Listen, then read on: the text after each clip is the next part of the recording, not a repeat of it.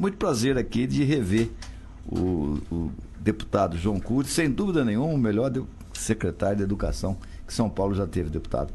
Né?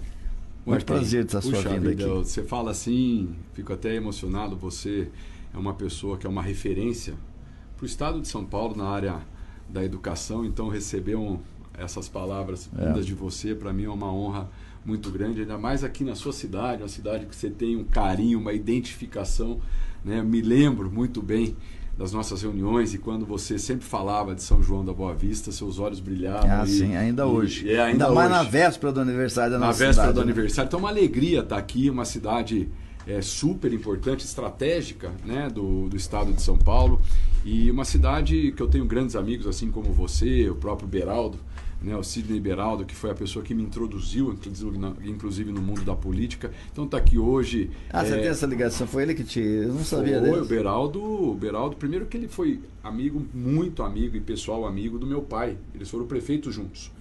Em 1983, naquele grupo do MDB.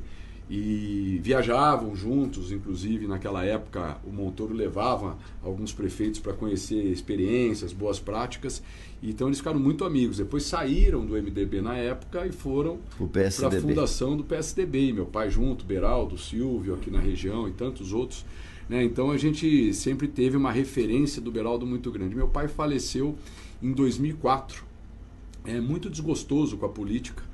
E o PSDB na região, que era um partido forte nos anos 90, o PSDB lá por conta de briga dos membros ali, o PSDB foi definhando até que em 2004 não elegeu um vereador em Botucatu. Poxa, chegou nesse ponto? Chegou nesse ponto. E você foi prefeito de Botucatu pelo PSDB? Pelo PSDB. Aí em 2005 eu conheci o então presidente do PSDB e presidente da Assembleia Legislativa, Sidney Beraldo. E o Beraldo sempre muito pronto para discutir questões de partido, mas também no interior, né? Pé vermelho como a gente, é diferente. É diferente no interior. E o Beraldo... Eles chamam a gente de caipira, mas somos caipira com muito orgulho. Com muito orgulho, é verdade. E aí E o Beraldo mexeu muito comigo, porque ele falou assim, João, você precisa entrar na política. E o meu pai morreu dizendo que enquanto ele fosse vivo, o filho dele não entraria na política. É mesmo? Tão desgostoso assim tão que ele desgostoso. está? Mas desgosta mesmo política. Né? Política é árida, política é difícil. Não é fácil. E a família é muito sacrificada. Muito. E aí o Beraldo mexeu, porque o Beraldo é habilidoso, né? Tinhoso. É bastante habilidoso. Aí ele virou e falou assim, João, vocês têm que entrar na política, nem que seja para honrar a memória do seu pai. E aí acho que aquilo mexeu com a gente, mexeu um pouco com a questão afetiva. E a gente acabou, eu e meus irmãos, a gente se filiou no PSDB em 2005, meio de 2005, final de 2005. E em 2006, nós trabalhamos em Botucatu sem nenhuma pretensão para o Sidney Beraldo, então para o Beraldo, para deputado estadual. É mesmo? E aí a gente fez um trabalho ali para o Beraldo, até pela relação pessoal, foi a pessoa que acabou nos introduzindo nesse mundo. E o Beraldo, eu me lembro que ele falou assim, João, e vocês precisam ajudar também o Bruno Covas. Bruno Covas é neto do Mário Covas, tá jovem como vocês. Eu era muito novo, eu tinha 30 e poucos anos. E ele falou, jovem como vocês são o futuro do partido e vocês têm que estar juntos. Então, se vocês forem me dar uma ajuda também, por favor, o Bruno Covas. E aí a gente separou dois grupos, eu não estava na política, o Beraldo teve uns votos lá, o Bruno também teve os votos lá, e começamos a ter essa relação. E em 2008 o Beraldo me chama, ele então secretário de Gestão Pública, ele e o Aloysio Nunes me chamaram em São Paulo e falaram, olha, a gente estava vendo aqui, Botucatu, o PSDB tem que ter candidato a prefeito. Eu falei, não, isso já não está nos meus planos, eu sou advogado tributarista, isso não está nos meus planos, não, você vai ter que sair, nós vamos te ajudar. E eu saí candidato, mas para a gente eleger um vereador, aquela ideia de ter uma candidatura majoritária a prefeito, mesmo que seja para perder, mas para reposicionar o partido e colocar de volta. Às vezes é importante, né? Participar e perder, às vezes é importante também. Faz parte do processo para você dar um passo à frente depois. Exato. Você reposiciona e dá um passo à frente. E aí, Artem, a gente começou a andar a cidade ouvindo um pouco o que nós fizemos juntos na Secretaria de Educação. Sim. Só lembrar o deputado, porque quem está nos ouvindo não sabe, ele era secretário da Educação, eu era conselheiro. Por isso que ele foi tão bom assim. Mas eu falei aqui fora, e é verdade. Não, mas eu preciso dar um testemunho aqui, um depoimento, porque eu acho que as pessoas não imaginam o que você representa para a educação de São Paulo. né? Primeiro que ser conselheiro do Conselho Estadual de Educação são só autoridades na área. Dificilmente a gente tem lá alguém que não tenha muito conhecimento, muito preparo e muita capacidade de enfrentamento, de formulação de propostas, de ideias, porque o Conselho Estadual de Educação é o lugar ali onde se formula, onde se elabora políticas públicas na área da educação que depois nós, na Secretaria, trabalhamos para executá-las. E eu tive o privilégio de ter sido secretário de Educação do Estado de São Paulo com você no Conselho, e não foi uma ou duas vezes. É um amigo falando, viu, gente? Não, mas assim, eu preciso, eu tô na sua cidade e eu preciso dar esse depoimento, porque você foi determinante para algumas conquistas que perduram até hoje, seja para o fortalecimento e reconhecimento dos quadros do magistério, seja para a gente implementar, como nós implementamos, uma gestão extremamente democrática e participativa na rede estadual de educação, ou seja, tantas coisas que aconteceram em tão pouco tempo, só aconteceram porque pessoas como você respaldaram dentro do Conselho, e essa capacidade de diálogo que você tem, né? Essa capacidade de articular, de conversar, de construir coletivamente, eu acho que fez toda a diferença. Por isso que a nossa gestão, eu na Secretaria e vocês no Conselho, até hoje, Artem, tem gente que me manda mensagem, onde eu vou, fala, puxa, o que vocês fizeram naquele período... Foi muito bom. Foi muito bom. Então, assim, eu sempre digo, eu falo, olha, foi uma construção muito coletiva, não foi, a gente nem tinha condições mas você capitaneou com muita sabedoria, com muita habilidade. A gente reconhece o líder aí, sem dúvida nenhuma. Foi muito bacana, uma experiência que me marcou muito. Imagina, eu saindo de Botucatu, depois a gente ganhou a eleição lá para prefeito, como eu estava contando aqui, e ser secretário de Educação do Estado, né? Foi eu nunca imaginei na minha vida que eu pudesse chegar nesse ponto, mas foi uma experiência assim marcante, porque é uma das maiores redes de educação do mundo, né? A Secretaria de Educação, nós estamos falando de quase 4 milhões de alunos, sim, maior que a população do Uruguai. Olha que loucura. Então, eu fiquei com essa... E administrá-la não é fácil, hein? Não é fácil, porque ela é muito diversa. Ela é muito diversa. A gente tem escola aqui em São João da Boa Vista, mas a gente tem escola estadual na aldeia Tequaporã, lá em Itaporanga, na divisa com o Paraná. Eu tive lá, né? Tive em comunidade quilombola, no Vale do Paraíba, onde nós temos lá no distrito de Castelhanos, no Vale do Paraíba não, no Vale do Ribeira, nós temos uma escola dentro de uma comunidade quilombola, nós temos na região metropolitana, em regiões muito vulneráveis. Então a rede estadual de educação, ela não é homogênea como é a rede aqui de São João da Boa Vista, como é a rede de Botucatu. A rede estadual de educação, ela é muito diversa, dependendo de onde você está, é completamente diferente, né, uma região da outra. Então, administrar uma rede com essa complexidade, com esse tamanho, é um desafio.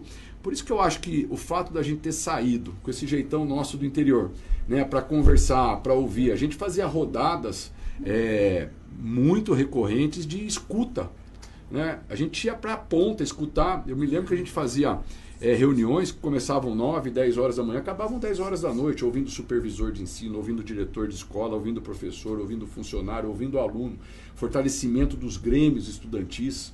A gente, não sei se você se lembra, a gente foi o governo que apostou em liberar um recurso para os grêmios estudantis, para eles poderem decidir onde investir na escola. E todo mundo falava, vocês estão loucos, essa molecada não vai saber usar o dinheiro, eles vão beber, eles vão fazer mau uso do recurso. Eu lembro disso. E foi um sucesso. Foi um sucesso, tem até hoje. E formou vários líderes, né? Muitos. Deu a possibilidade de criar novas lideranças e isso foi muito legal, quer dizer... Então foram bons tempos aqui que a gente está lembrando e eu devo muito a você, viu, Arthur? Que isso deve nada não. Cumprimos com a obrigação e foi um prazer ter trabalhado contigo lá, sem dúvida nenhuma. E agora, como é que está a política do Brasil? Vamos começar do Brasil primeiro. Mas tem um ambiente muito conflagrado, né?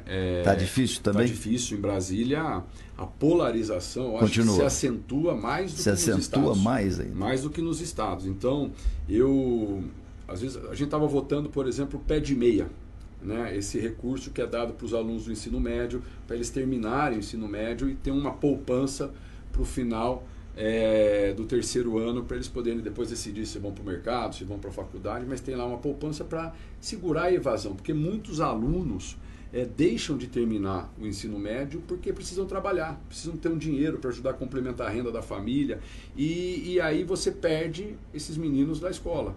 Então, o governo teve essa proposta do governo federal de criar uma poupança e a gente estava votando isso E, de repente, no meio da discussão, sobe um deputado de um lado, do polo, mais da direita radical, que começa: o Lula é ladrão, o Lula é isso, o Lula é aquilo. Pronto, já subiu outro radical do outro lado e já começou: o Bolsonaro é fascista, é golpista. E nós ficamos deixamos de discutir o projeto para ficar meia hora, 40 minutos nesse ambiente. Então é muito difícil, porque às vezes a gente não consegue discutir coisas importantes porque a gente fica refém, né, de certa forma, dessa polarização que a gente entende.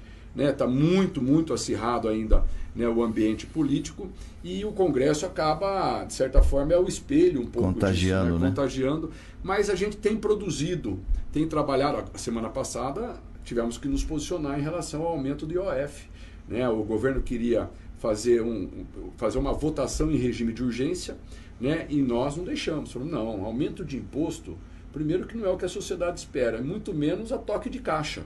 Ou seja, porque quando o governo manda um projeto com regime de urgência, significa que, se a gente aprovar, ele não passa por nenhuma comissão, já vai direto para a votação no plenário, o que não é adequado, né? Porque precisa ter tempo para discutir, para a população se apropriar do assunto, né, se manifestar, os deputados entenderem também. Então nós já derrubamos esse pedido de regime de urgência do governo, né, para que a gente possa discutir com calma esse projeto, que eu acredito que inclusive nem vai passar.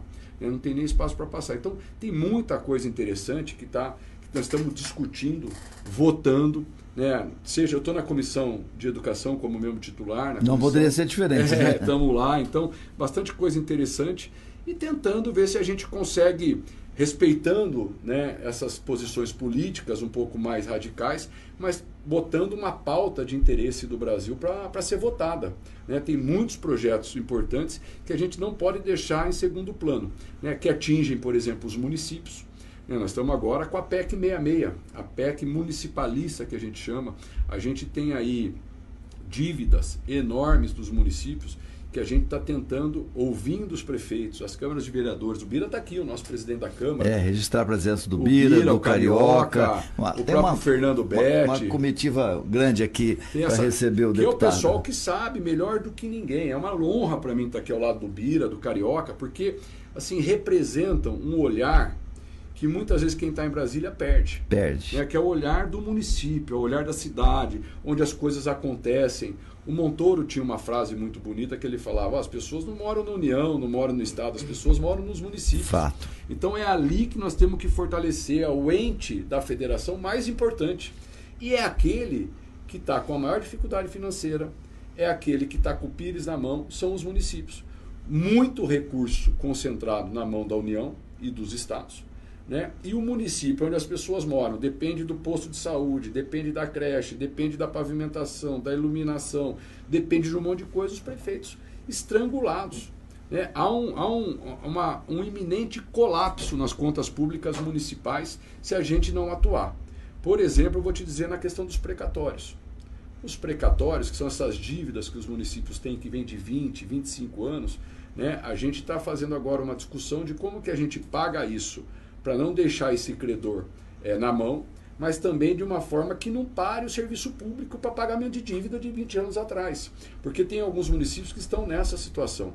Então a PEC 66 trata disso, trata da dívida dos municípios com o INSS, com a Previdência, ou seja, estamos discutindo um alongamento para que as prefeituras possam pagar essas dívidas, mas sem sacrificar os seus recursos que são necessários para que a cidade não pare. Correto. Né? Então, isso tudo o Bira está participando, a gente tem ouvido muito as câmaras de vereadores, para que a gente possa equilibrar um pouco essa relação federativa que está desequilibrada. O pacto federativo previsto lá na Constituição, ele está desequilibrado. Quer dizer, sobra muito para o município. Sobra muita responsabilidade, daqui a pouco ninguém mais vai querer ser prefeito. Já está acontecendo isso. Já está acontecendo. Gente de bem começa a pensar duas vezes, falar: poxa, eu não vou entrar nisso porque vou pegar município que tem esse monte de dívida, depois ainda invariavelmente sobra para o gestor, no CPF do gestor. Então daqui a pouco as pessoas não se... E acusações. E alguns com autoridades, com abuso de autoridades. Exato. Em cima dos gestores, quer dizer, criou-se a fama de que todo gestor não presta e tal, e muitos surfam nessa onda aí, né? Muito. Olha, eu vou te dar um exemplo. Há 20 anos atrás, 25 anos atrás, o governo federal, de tudo que se investia no SUS, no Sistema Único de Saúde no Brasil, o governo federal ele assumia 55% desses investimentos. Ou seja, de tudo que se investia, 55% era dele. Era o governo que pagava. A outra parte federal. era dos governos estaduais e uma parte dos governos municipais. Vou te dar outro exemplo. Quando eu fui prefeito, na minha geração de 2009 a 2016, nós investíamos na saúde cerca de 22%, 23% do orçamento do município era investido na saúde. O resto era nas outras áreas. Hoje, os municípios estão investindo... Difícil você achar um município que investe menos de 30% na saúde. 30%, já subiu tudo isso. Já subiu tudo isso. Isso significa o quê? Né? E ainda insuficiente, na maioria das vezes. Insuficiente. Você pegar aqui, é só ver aqui o que tem ainda de demanda de cirurgia eletiva. Pois é. Né? Pessoas que estão esperando há anos uma cirurgia de hérnia, de catarata, de vesícula, de joelho. Né? Por quê? Porque os municípios não estão aguentando. O governo federal, em 20 anos, ele saiu de 55% que ele investia na área da saúde para 44%. Ou seja, ele se desresponsabilizou. Ele está saindo do financiamento, mas a demanda continua existindo. E se ela continua existindo e ele não está pondo mais o recurso, alguém tem que pôr dinheiro. Quem é que está pondo? Os estados, mas principalmente as prefeituras, os municípios, que não estão aguentando. E quando ele põe, porque saúde é prioridade, não dá para esperar, quando ele põe, ele sai de 22 para 30, significa que esses 8% está saindo de algum lugar, o Artem. Está saindo da onde? Das outras pastas. Então o prefeito, para reforçar a saúde, porque o governo federal tem se omitido do financiamento, ele tem que tirar de outras áreas. Aí tira da infraestrutura urbana, tira da drenagem, tira da cultura, tira do esporte, tira de uma série de áreas que são tão importantes. Né? Então a gente está vivendo esse desequilíbrio nas relações federativas entre União, Estados e municípios. Nós estamos discutindo agora a PEC 66, que trata exatamente disso. Né? E a gente precisa dar uma resposta para esses gestores municipais, porque isso é no Brasil inteiro, não é só no interior de São Paulo, né, que está acontecendo. Então, tem assuntos importantes que tratam da vida e do dia a dia da população. O problema de Brasília, às vezes, é que as pessoas ficam lá no ar-condicionado, engravatadas. Não tem nem ideia do que está acontecendo na base. Longe da vida real. E a vida real é essa aqui, que a gente está vendo aqui em São João, que a gente vê aqui no interior de São Paulo, e que a gente gosta disso, né? Porque a gente veio desse mundo da política, da vida real, da cidade, do bairro, da comunidade, da associação de bairros. A gente gosta disso, a gente conversa com essas pessoas para ter a temperatura, para ter o pulso do que está acontecendo.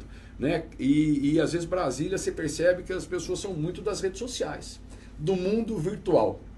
Sabe, do mundo virtual. E esse mundo virtual engana, porque a vida real é diferente. Muito, né? Muito.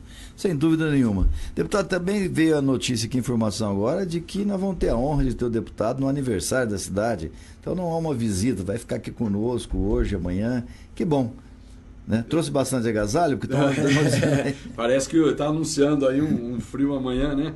Mas assim, eu vim a convite do Bira, da própria Aline, da nossa vereadora aqui, dos amigos que estão aqui, do Carioca, porque eu falei até com o Beraldo é um grande amigo, o Beraldo falou, puxa, João, não vou estar aí. Está viajando, né? Está viajando, mas eu brinquei com ele, falei, olha, tô indo lá pro solo sagrado, você me permite, tal. Ele morreu de rir, né?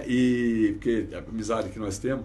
E eu falei para ele que estava aqui, que ia ficar aqui no aniversário, 201 anos. 201 né? anos. Uma cidade que tem uma história muito forte. Muito bonita muito a história forte, de São João. Muito. E você sabe que eu tenho indiretamente, uma participação com a vinda da Unesp para cá. Porque o maior campus da Unesp é em Botucatu, na minha cidade. E quando eu era prefeito de Botucatu, nós fizemos um movimento importante o Hospital das Clínicas, porque a Unesp tem uma faculdade de medicina que é na minha cidade, que é em Botucatu, é a única da Unesp. E essa faculdade de medicina tem um hospital de clínicas que é muito grande, atende 80 municípios. Né? E esse Hospital das Clínicas, ele ficava dentro da Unesp. E ele tomava muito recurso da universidade para manter esse hospital. E aí nós fizemos um movimento em 2009, 2010, o Beraldo era secretário de gestão, que a gente entendeu que a melhor saída para o hospital poder melhorar o atendimento era tirá-lo de dentro da universidade e passar como uma autarquia para a Secretaria de Saúde do Estado, como acontece no HC da USP. A USP tem o Hospital das Clínicas, que é o hospital de apoio para para a Faculdade de Medicina da USP, mas que ele é uma autarquia do Hospital das Clínicas, da Secretaria da Saúde. Então ele passa a receber recursos da Secretaria da Saúde. E a gente fez o mesmo movimento com o apoio do Beraldo. Muito forte o apoio do Beraldo e do então secretário da Casa Civil, Aloysio Nunes. Eles apoiaram muito a saída do HC de Botucatu da universidade para a Secretaria da Saúde, mas continuando como hospital de ensino da Faculdade de Medicina da Unesp. E quando a gente passou para a Secretaria da Saúde, liberou o orçamento da Unesp. Aonde permitiu a Unesp. E aí, neste movimento, o Beraldo teve uma participação decisiva, porque foi neste momento que liberou o orçamento e permitiu, então, que a Unesp pudesse criar novos cursos, que se criou o curso aqui de São João da Boa Vista, que, se eu não me engano, é engenharia, e tem um outro curso que eu não me lembro qual é. São cursos, são né? vários. Engenharia aeronáutica. Não, aeronáutica não tem ainda, não. Nós temos ali vários, depois a gente confere direito a engenharia, porque altera muito, também muda de um ano para o outro. E aí se criou, então, o campus de São João da Boa Vista, porque abriu o espaço, você vê como tomava recurso o Hospital das Clínicas. A saída do Hospital das Clínicas da Unesp para a Secretaria da Saúde abriu espaço para que nós tivéssemos a Unesp aqui, para que pudesse ter uma expansão. E a Unesp está num belo campus hoje aqui. Eu participei bastante também desse movimento todo, eu lembro bastante aqui. O deputado também ajudou aqui as nossas instituições de ensino como secretário, né? Teve um papel importante aí na alavancada que nós conseguimos dar na Unific. A Unific que você fez aqui foi genial, foi genial. Eu me lembro muito bem do quanto que a gestão que vocês tiveram aqui, do quanto que fortaleceu e se tornou essa potência que é hoje em toda a região, né? Vem gente aqui fora da região. Do Brasil todo. Do Brasil todo, né? Nós tínhamos alunos lá do Pará. Aqui. Virou uma referência, né? Virou. E conseguimos dar essa mudada na medicina, na própria medicina, né? O acesso, porque daí com São João, com Santo André, foi possível trazer outras faculdades de medicina já na tua administração, na secretaria, para outros municípios também. Foi fantástico. Nós fizemos, na nossa gestão, que eu digo lá do Conselho, a gente na Secretaria de Educação, a abertura de vários cursos, inclusive, entre eles, a Faculdade de Medicina aqui de Mogi Guaçu. Mogi Guaçu ali foi importante. Franca, me parece que Franca foi na tua administração. Não sei se você se lembra, que a gente votou no Conselho na última sessão do ano. Né? O Walter Caveanha não saía de lá. Lembra disso? Lembro. Ele estava sempre lá e a gente ficou com o compromisso de assumir e ajudar a viabilizar a Faculdade de Medicina de Mogi Guaçu, ali acho que é Franco Montoro. Foi importante esse grupo de cursos de medicina que eu fui aqui. Lá, tá boa. Fui lá, hoje está lá de diretor o Vedovello, nosso amigo, que também participou do seu. E está indo bem. O Mário deu uma acertada na faculdade. E está indo muito bem a faculdade também lá. E a nossa tá aqui. Está voando, né? Está voando, graças a Deus. São João da Boa Vista tem muito que comemorar. Claro que é uma cidade que está completando 201 anos e ainda tem coisas a serem feitas, mas eu acho que quando a gente olha para trás é importante também a gente comemorar esses avanços. Né? Muitas coisas. Você imagina, é uma cidade que tem 2 centros universitários, a Unifi e a Unifeob. Você tem a Unesp e você tem o Instituto Federal. Uma cidade de quantos mil habitantes? Menos de 100 mil habitantes. É um privilégio. É um privilégio. É um privilégio. Até porque isso transforma a cidade. Sim. A educação, essa possibilidade de você manter os jovens na cidade para ter a oportunidade de ter ensino superior na cidade. Você segura o que a gente vê muito, fugas de cérebros. Né? Ou seja, você forma a gente e depois essas pessoas não têm oportunidade de ficar na cidade, ou porque não conseguem fazer um nível superior, ou porque fazendo um nível superior, aquele curso ele está desconectado com a realidade econômica da região e ele tem que buscar emprego fora. São João está resolvendo bem isso. São João está conseguindo dar opção para esse jovem que sai do ensino médio, que quer seguir a carreira universitária, poder entrar na graduação e com cursos que fazem sentido para a região. Né, para a vocação econômica da região. E aí você segura esses jovens na região. A gente vê outros lugares que a gente tem um problema sério. Os jovens vão embora. Sim, tem cidades que diminuíram o número de habitantes até. Imagina isso acontecer no Brasil, né? Diminuiu o número de habitantes muito em função disso, dessa realidade aí. Né? Então, parabéns. Vocês estão, assim, São João é uma cidade de fato diferente. Diferente, organizada, tem desafios, como eu disse. Mas eu inclusive, recebi da Aline, do Bira, uma série de pleitos aqui importantes que a cidade tem, do próprio prefeito Vanderlei, esteve conosco lá em Brasília. A gente sabe da necessidade de investimento na área da educação infantil, por exemplo, né? Uma necessidade urgente de ampliação de vagas de creche aqui na cidade. Nós estamos trabalhando nesse sentido, trabalhando também, a Aline tem essa, né, esse sacerdócio, porque eu costumo dizer que é um sacerdócio, quem luta pela causa e bem-estar animal, né, na verdade, muitas vezes põe dinheiro do bolso para ajudar. Sim. Isso é, invariavelmente, a gente vê essas pessoas trabalhando com o coração mesmo, porque se for botar a razão, a pessoa larga, porque ela fala, poxa, eu estou pondo dinheiro do bolso. A Aline é extremamente vocacionada, preocupada com essa área, teve lá, fez pleitos importantes também na área da saúde e bem-estar animal, o próprio Bira. Então, assim, eu vejo questão de infraestrutura urbana, pavimentação, o prolongamento da Avenida Américo Vaz de Lima, né, que eles também estão preocupados na necessidade de ampliar essa avenida, a reforma do Teatro Municipal, ou seja, a classe política que eu percebo que tem clareza das suas necessidades, das suas prioridades, e estão buscando, né, recursos, seja em São Paulo, seja em Brasília, porque só com recursos do município, só do recurso do caixa aqui do município, não é possível fazer todas essas obras. Não é possível, ainda mais o caixa está tão abalado aí nos últimos tempos, né? Mas tem que buscar recursos mesmo. Deputado, foi um prazer muito grande estar aqui contigo. Eu acho que São João tem que reconhecer o seu trabalho, né? A importância que você teve para a nossa cidade também, enquanto secretário da Educação. E é um prazer tê-lo aqui no aniversário da cidade, né? Muito, muito simbólico isso, muito importante para nós aqui, tê-lo no aniversário da cidade aqui. Me achará, né? Uma cidade que é me achará, né, Bira? Uma razão a mais. Uma razão a mais. Mas é uma alegria. Agradecer o Bira, que se transformou aí num amigo, irmão. Agradecer você, Artem, que eu tenho um carinho, um respeito muito grande. Sua trajetória fala por si, né? Aliás, você é uma reserva moral que nós temos em São Paulo, seja como homem de comunicação, seja como um homem da educação, como um homem público, né? Então, tá aqui na terra do meu querido amigo, como eu disse aqui, do Beraldo.